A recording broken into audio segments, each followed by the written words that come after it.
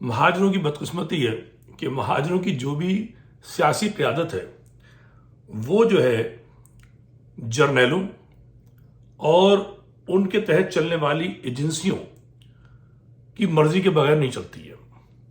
اچھا، دام تو ویسے ہی لگتے ہیں، آج کل دام بڑھے ہوئے ہیں۔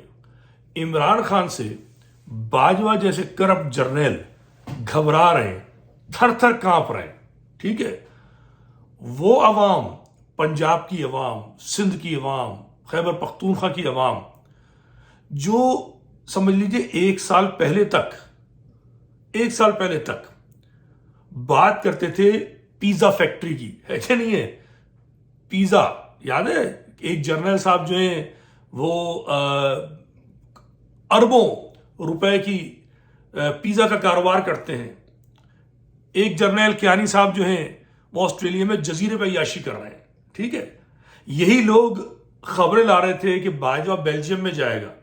اب جیسے ہی عمران خان فوج کے مخالف ہوا ہے تو سب کو صرف گھڑی یاد ہے، جزیرہ بھول گئے، بیلجیم بھول گئے، ٹھیک ہے نا، پیزا بھول گئے۔ اور سب سے بدقسمت مہاجر قوم ہے کہ اس کے جو بکے ہوئے قائدین ہیں وہ ان ایجنسیوں کو خوش کرنے کے لیے عمران خان کو گالیاں دے رہے ہیں۔ ارے بھائی، تمہیں کیا ملے گا؟